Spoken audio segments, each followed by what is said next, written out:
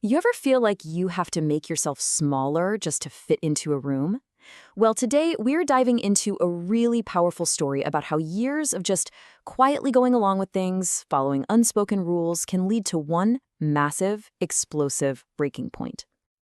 And it all kicks off with these four little words, said so casually across a packed dinner table at a family party.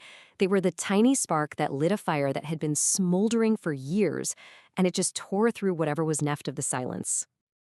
So, how do we even get here, right?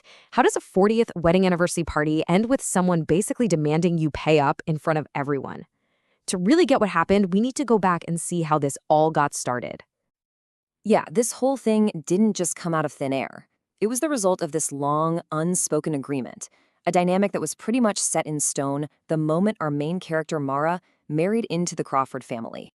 And you can see the culture clash from a mile away. Mara's background, it was all about lived-in warmth, where being together was way more important than what things looked like. The Crawfords, though, they were living in a world of curated perfection. Everything was a performance, all polite smiles and perfect surfaces that kind of hid what was really going on underneath. And this is where it all began. The very first time Mara offered to cover a big family dinner, her sister-in-law, Lydia, spun it as a compliment. It felt generous, right? Like Mara was just being helpful.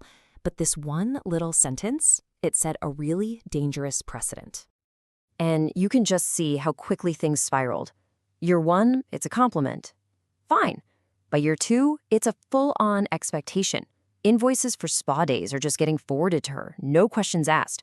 And by year three, it's an assumption. She's getting texts about covering preschool tuition that aren't even requests anymore. They're demands. Her generosity had become her job in the family.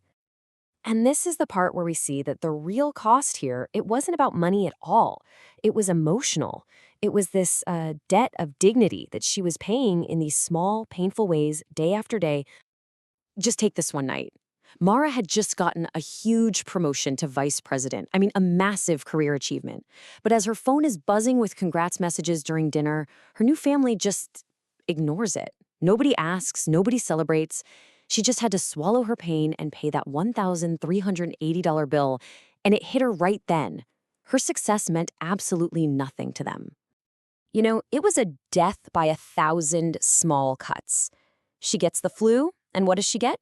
Not concern, but anger that she couldn't bring cupcakes to a party.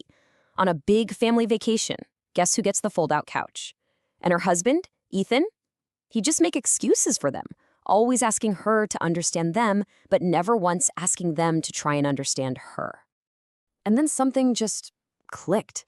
After years of suffering in silence, Mara decided she had to face the reality of what was happening. And she did it in the only way she knew how. She gave her pain a number. So she opens her laptop and just starts typing.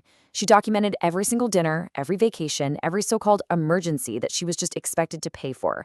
Over 3 years, she logged 78 separate events, 91 individual entries, and each one was this painful little reminder of being completely taken for granted.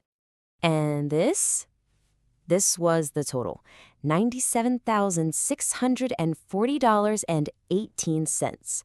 But look, this number wasn't a debt she wanted back. It was the price she had paid for a sense of belonging that, honestly, never really existed. That spreadsheet became her ledger of truth. It was never about the money. It was physical, undeniable proof of how one-sided everything was. It confirmed this devastating truth she'd been feeling for years. They didn't love her for who she was. They loved her for what she could do for them. So, armed with this cold, hard truth, something inside her just snapped. So when her in-laws announced they were doing a big 40th anniversary vow renewal, she knew. She knew this was going to be the night that everything would change. This was the final bill. So picture the scene, this fancy restaurant, 24 guests, lots of toasts and laughter, and then the bill comes. Her sister-in-law Lydia snatches it, laughs, and then holds it out to Mara, saying those 4 words she was dreading. Pay for it now. But this time was different. Mara doesn't reach for her purse. Nope. Instead, she pulls out an envelope. Inside, her spreadsheet.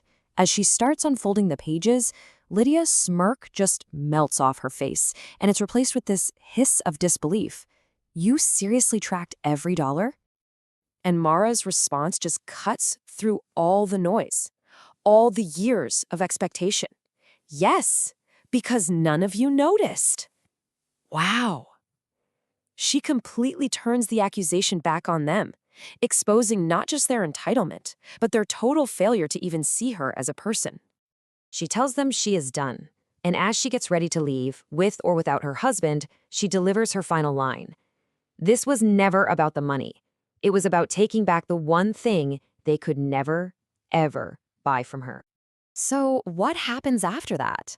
What does your life even look like after you finally walk away from a toxic situation you've put up with for years?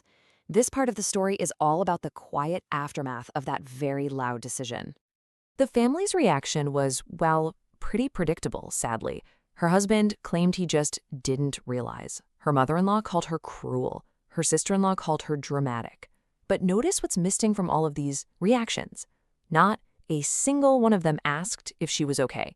It was all about them, their feelings, their embarrassment. This chart just says it all, doesn't it? Her life before was this constant performance, always answering their demands, always having to justify her own pain. Her life after, it was about answering her own needs, living her real life. And she even deleted the spreadsheet because you know what? She didn't need a list to prove her own worth to herself anymore. Her whole story just reveals this incredibly powerful truth.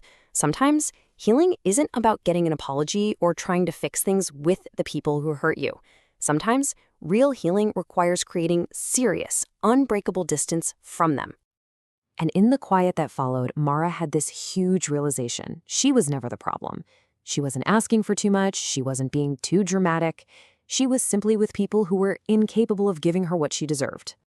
And in the end, Mara's story is such a good reminder that every single one of us deserves a seat at a table where our presence is the gift, not what we can provide for everyone else. And that leaves us with a really important question to think about. Where is that table for you?